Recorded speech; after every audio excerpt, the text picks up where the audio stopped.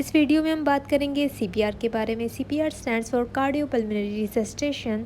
CPR कब use किया जाता है? जब आपके सामने कोई अचानक से कोलैप्स कर जाए या फिर ब्रीदिंग ना ले रहा हो या फिर उसकी ब्रीदिंग साउंड्स नॉर्मल ना हो, तो उस पर्सन को ज़िंदा रखने के लिए जब तक आपके पास कोई मेडिकल सर्विस ना आ जाए तब तक आप उसको सीपीआर के थ्रू ज़िंदा रख सकते हैं। ये लाइफ सेविंग स्किल सीखना उतना ही आसान है जैसे ABC। बस आपको याद रखना है doctors ABC। T for danger. उस पर्सन को अप्रोच करने से पहले आपने अपने अराउंड देखना है कि वो एरिया आपके लिए या दूसरों के लिए सेफ़ है। उसके बाद आपने रिस्पॉन्स चेक करना है। R for response. उस पर्सन के शोल्डर्स को शेक करके आपने लाउडली कहना है are you all right.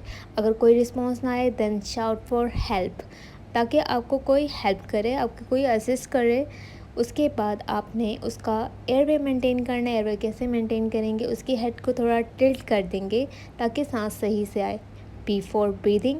Breathing में हम देखेंगे look, listen and feel. Look में हम उसकी नॉर्मल चेस्ट मूवमेंट्स को देखेंगे और फील करेंगे उसकी ब्रेथ्स को अगेंस्ट योर फेस। लिसन में हम उसके ब्रीदिंग साउंड्स को देखेंगे, नॉर्मल हैं या नहीं हैं।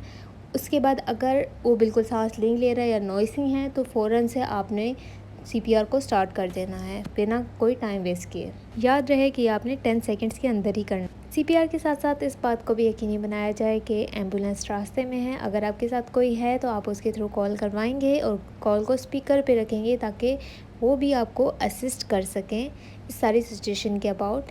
सी for circulation. Circulation means blood flow throughout the body, जो कि काम करता है हमारा हार्ट ने ही पंप करना छोड़ दिया है तो उस रोल को हम खुद पूरा करेंगे bye pushing hard and fast on the chest.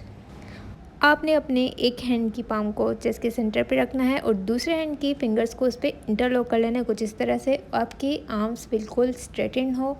याद रहे कि आपने हार्ड एंड फास्ट करना है। फास्ट इतना कि एटलीस्ट 1 सेकेंड में 2 कंप्रेशंस होनी चाहिए और हार्ड इतना हो कि एटलीस्ट 5 सेंटीमीटर चेस्ट डाउनवर्ड जाए।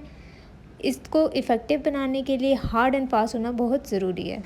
अगर आप ट्रेंड हैं, आप हर 30 कंप्रेशंस के बाद 2 रेस्क्यू ब्रेथ्स देंगे ताकि ऑक्सीजन दिया जा सके। लेकिन अगर आप ट्रेंड नहीं हैं या फिर कंफर्टेबल नहीं हैं तो आप हैंड से ही कंटिन्यूस चेस्ट कंप्रेशंस देंगे।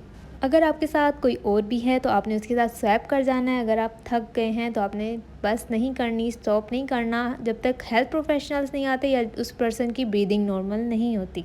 समटाइम्स हम एक और स्टेप ऐड कर देते हैं which is step D is for defibrillation. हम शॉक को डिलीवर करते हैं ताकि हार्ट बीट को दोबारा से रीस्टार्ट किया जा सके।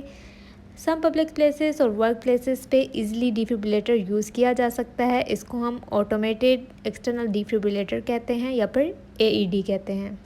इसमें मशीन ही डिसाइड करती है कि अब इसमें हमने पर्सन की रिदम चेक करनी है या फिर शॉक डिलीवर करना है स्टेप बाय स्टेप। लेकिन अगर आपके पास AED अवेलेबल नहीं है तो आपने CPR को कंटिन्यू रखना है जब तक एम्बुलेंस नहीं पहुंच जाती। That's it. ये थे CPR के कुछ स्टेप्स। बस आपको याद रखना है doctors ABC। T for danger, R for response, S for shout for help, A for airway, B for breathing, C for circulation, D for defibrillation। आप इन सब स्टेप्स को यूज़ करके जो पर्सन आपके सामने कोलैप्स हुआ है वो ब्रीदिंग चाहे कर रहा था या फिर नॉर्मल ब्रीदिंग नहीं थी, आप उसको ट्रीट कर सकते हैं, आप उसकी जान को बचा सकते हैं।